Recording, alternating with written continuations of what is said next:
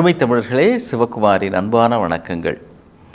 நீங்கள் சில விஷயங்களை மற்றவங்ககிட்ட கேட்டு தெரிஞ்சுக்கலாம். அவங்கள பற்றி, ஐயா உங்களுக்கு கார் இருக்குங்களா, உங்களுக்கு வீடு இருக்குங்களா, வேலையில் இருக்கிறீங்களா, ஓய்வு பெற்றுட்டிங்களா, இதெல்லாம் அடுத்தவங்ககிட்ட கேட்டு தெரிஞ்சுக்கலாம். சில விஷயத்தெல்லாம் கேட்டு தெரிஞ்சுக்கூடாது. உங்களுக்கு கார் இருக்குங்களா, பங்களா இருக்குங்களா அப்படின்ற மாதிரி, உங்களுக்கு அறிவு இருக்குங்களா அப்படின்னு கேட்டு தெரிஞ்சுக்கூடாது. அது நம்மளாக தான் அவங்கள வச்சு முடிவு பண்ணணும். எவ்வளோ தூரம் அவங்களுக்கு அது இருக்குது இல்லை அப்படின்னு தெரிஞ்சுக்கலாம். அதை போய் கேள்வி கேட்கக்கூடாது. அவர் கோபம் வரும். ஏன் அறிவுன்னு எனக்கு ஒன்று இருந்தால் நான் ஏன்டா ஒன்னெல்லாம் ஃப்ரெண்டாக வச்சுருக்கிறேன் அப்படின்னு அவர் ஒன்றே கோச்சிப்பார். இந்த அறிவு இருக்கிறதே அது இன்றைக்கு எங்கேயோ போய்விட்டது. எங்கேயோ போயிடுச்சு அப்படின்னா, செயற்கை அறிவுன்னு ஒன்றை மனிதனுடைய இயற்கை அறிவு கண்டுபிடித்து விட்டது. ஆர்டிஃபிஷியல் இன்டெலிஜென்ஸ் அப்படின்றாங்க.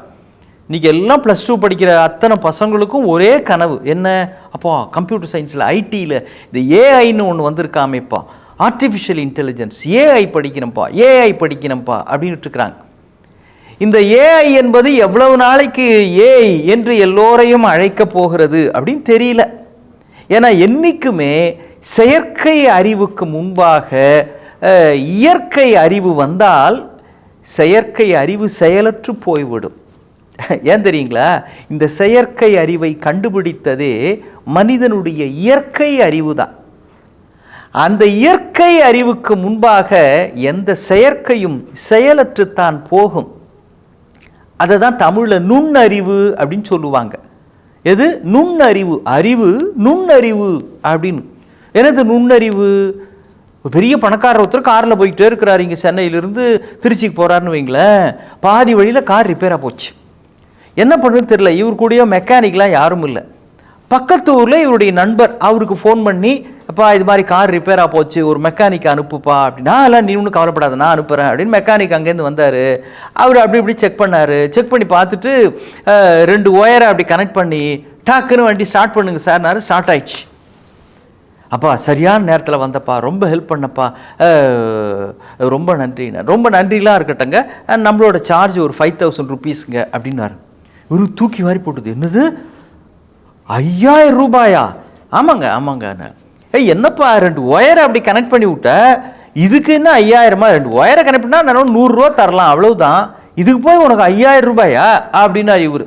அவர் பாருங்க, சில பேர் பணக்காரனாக இருந்தாலும் அல்ப புத்தின்றது போக மாட்டேங்குது.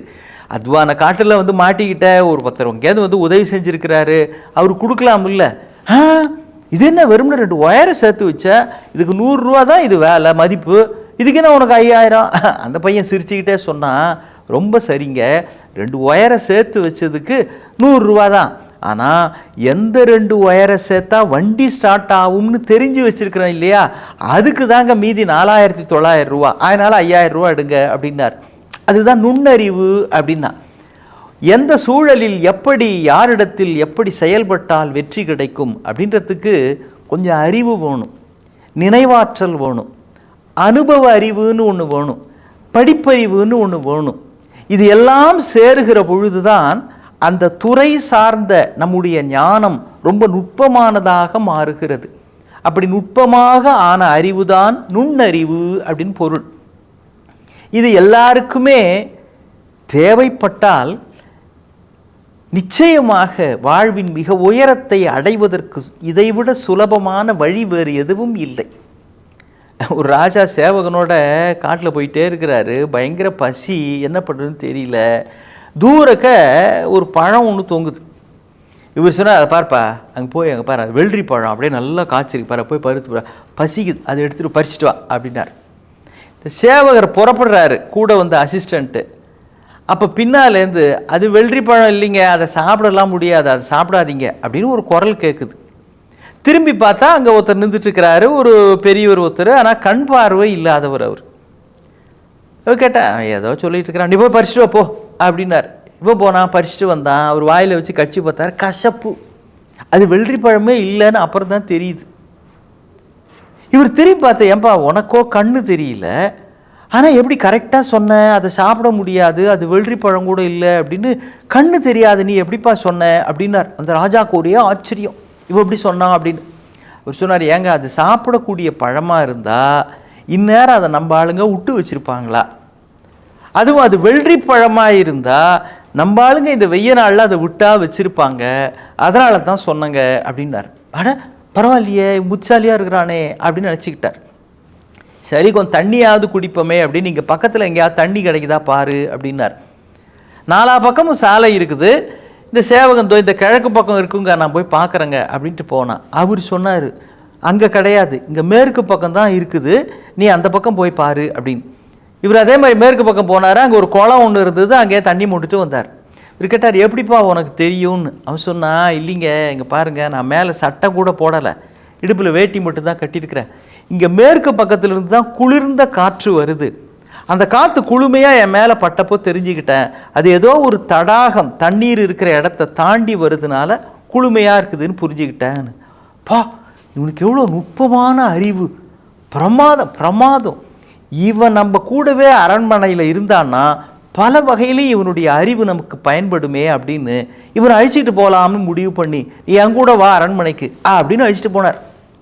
போன உடனே ரொம்ப புத்திசாலியானவர்ப்பா, நுட்பமான அறிவு, இவருக்கு தினம் 2 வேளை ஒரு பொட்டலம் தயிர் சாதம் கொடுங்க அப்படின்னார். அதாவது அவர் அறிவு திறமையை பாராட்டி இவர் ராஜா பரிசளிக்கிறாராம். இவருக்கு 2 வேளை தயிர் சாதம் கொடுங்க அப்படின்னார். சரிங்க அப்படின்னு அதே மாதிரி கொஞ்ச நாள் கழித்து ஒரு வைர வியாபாரி இந்த ராஜாவை பார்க்கறதுக்கு வரான். அவன் சொன்னான், அரசே இங்கே பாருங்க, இந்த 2த்துல ஒரு பெட்டி நிறைய கண்ணாடி வைரங்கள் இருக்கு, இன்னொரு பெட்டி நிறைய உண்மையான வைரங்கள் வச்சிருக்கிறேன். அரசே இதில் எது சரியான வைரம் அப்படின்னு நீங்கள் கண்டுபிடிச்சிட்டிங்கன்னா, உண்மையான வைரம்னு கண்டுபிடிச்சிட்டிங்கன்னா நான் அப்படியே உங்களுக்கு பரிசா தரேன் அப்படின்னார். ராஜா பார்த்தார், இது என்னையா பெரிய விஷயம், என்கிட்ட சரியான ஒருத்தர் இருக்கிறான், அவன் எல்லாத்தையும் கண்டுபிடிச்சிருவான் அப்படின்னு அந்த கண் பார்வையில் அதவனை கூப்பிட்டார். பார்ப்பா, இது 2த்துல எது கண்ணாடி வைரம், இன்னொன்று உண்மையான வைரமா, இதில் எது போலி எது உண்மைன்னு கொஞ்சம் கண்டுபிடி அப்படின்னார்.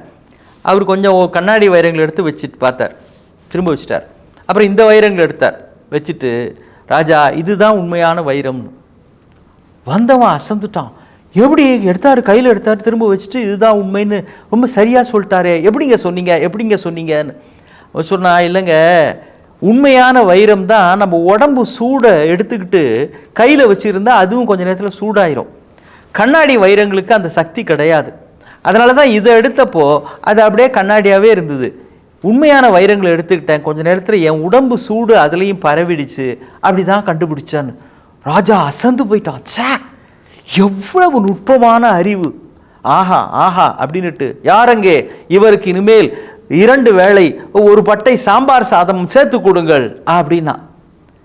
அப்புறம் கொஞ்ச நாள் கழிச்சு அவனை கூப்பிட்டான். எப்பா, எனக்கு ஒரு சந்தேகம்ப்பா, ஒரு பர்சனல் மேட்ரு மாதிரி ஊர்லலாம் என்னை பிச்சைக்கார ராஜா அப்படின்னு ஒரு வதந்தி ஒன்று இருக்கிறதா சொல்கிறாங்க, நான் ராஜ பரம்பரை இல்லை, அது உண்மைதானா, அது எவ்வளோ தூரம் சரியானது, அவங்க சொல்கிறது சரிதானா அப்படின்னு. அவன் சொன்னான், உண்மைதான் ராஜா, நீங்கள் பிச்சைக்கார ராஜான்றது சரிதான். ஏன்பா எப்படி சொல்கிறேன்னு.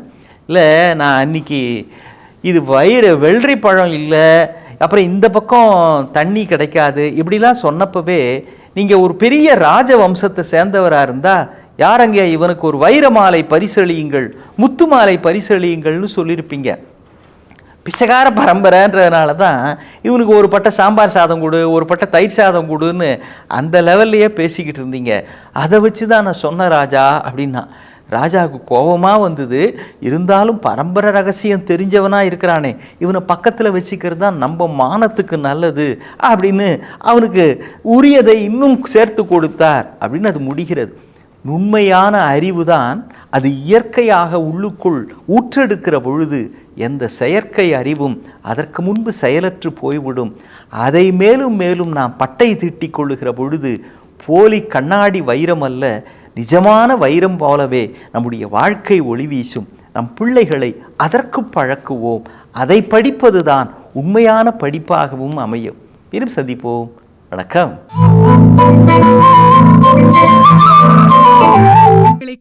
சன் லைஃப் சேனலை சப்ஸ்கிரைப் பண்ணுங்க.